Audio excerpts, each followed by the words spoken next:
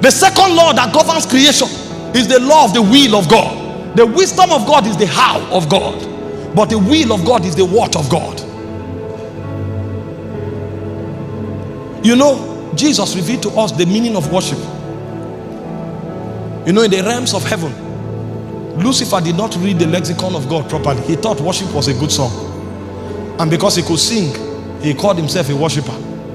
When Jesus came, Jesus redefined worship. That worship is not a song. Worship is the ability to stay in the center of God's will. So the loudest, the best worship that God has ever heard was in Gethsemane. There was no microphone there. He said, the flesh is weak, but the spirit is willing. He said, Father, if it were possible, take this cup from me. Nevertheless, not my will, but thine. That's the summary of worship. The summary of worship is the ability to discern the will of God and to stay there. The reason is because the will of God is what holds creation together. If the will of God is withdrawn from creation, creation will collapse. Creation will lose essence. Creation will no longer be viable in the hand of God, and God will no longer have need for creation.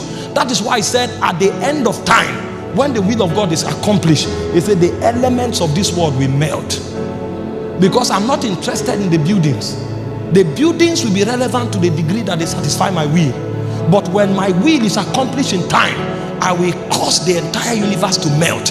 And in the realm of God, there is no depletion of value. His name is called El Shaddai, so he has more than enough. So even if the earth melts, he said a new Jerusalem will appear from heaven. The same way Eden descended from heaven, that's how the new earth will descend. There is no scarcity in that realm. So when my will is no longer there, even if the place is beautiful, it will melt. And so when creation discerned that the second law that governs the existence of creation is the law of the will of God, everybody will not say he is living or is alive until he has found the will of God for his life.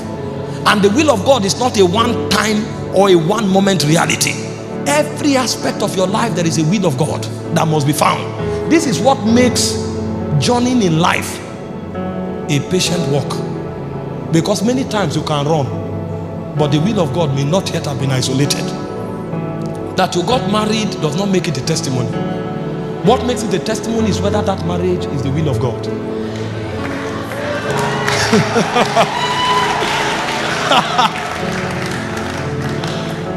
So you don't get married because you are 30. Don't get married because you are 35. You get married because now you have seen the will of God and you know it. The moment you isolate the will of God, your marriage is a blessing. Even if it was contracted at 35, childbearing won't be a problem, because when you are in the will of God, you are in Eden. The reason men struggle is because they are outside the will of God. There is a place where you don't need to pray for things. There is a place where everything you need is added to you. That is the center of God's will. The reason most of our prayer points are many is because we are outside of God's will. When you come to the center of God's will, many prayers will not be necessary, because before you came there, it was supplied. That's why the fish will never know how to pray for water, because it's in the middle of water. The day the fish begins to pray for water, that means the fish is outside of his ecosystem. There are many things we pray about that would not have been necessary. The reason those prayers are necessary is because we are not in the center of God's will. So the labor of a man is to isolate the will of God for his life. You can be a preacher and be outside of God's will. I'm not trying to make a spiritual statement, even though it's very spiritual. You can be a businessman and be more in the center of God's will than an apostle, because it's not about the office, it's about the discerning eye that knows what was uttered concerning you before you were born. Because before you came, God had already gone into the studio. He took note of everything you will need. Most times we pray and it looks as if we are persuading God, because we think God, we know the need more than God. Meanwhile, before you started praying, God planned everything for your destiny before you came. He is 1,000 times more meticulous than you, because he said, before you were formed in your mother's womb, I knew you, I sanctified you, I ordained you to be a prophet. Everything you will ever need was already released. But the problem is that those things were put on the path of destiny, and so God expects you to trace that path. If you know it, Every station you get to, what you need will be waiting for you there. But when you dislocate, you will now begin to persuade God to get that thing that you need in Abuja, but you are in Lagos, to meet you in Lagos. That's where you have a problem, trying to exercise your faith and labor. If you came to Abuja, you will discover that there's a technology that orders the step of the righteous. And when God orders your step, he doesn't know how to order you into lack. He orders you into abundance, because everything you ever needed was prepared before you came. So the second law that governs the civilization of man is the law of the will of God.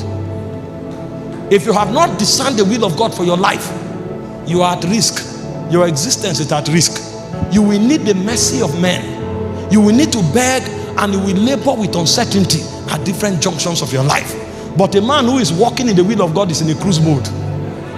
Jesus knew he was in the will of God. So even when the boat entered a turbulence, he was sleeping. You know, men don't sleep in a turbulent boat. Only the man who is in the center of God's will. Because it's either the wind comes or he will walk on water.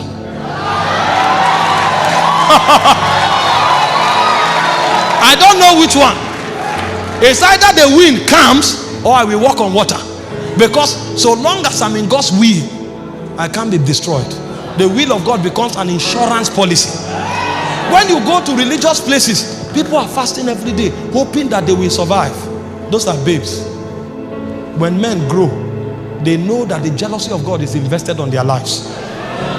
They don't know how to perish. They don't know how to faint. Because before they came, God went ahead of them. That was how David fought his war. Before David went to battle, he consulted with the Urim and the Thummim. And the Bible said, when you see the mulberry tree move, I've gone ahead of you. David can go to war with stone, he will win. If you like, come with the best armor. If David comes with stones, he will win. The reason is because God has gone ahead. So it is not the kind of weapon you have that gives you victory. It's where you are standing.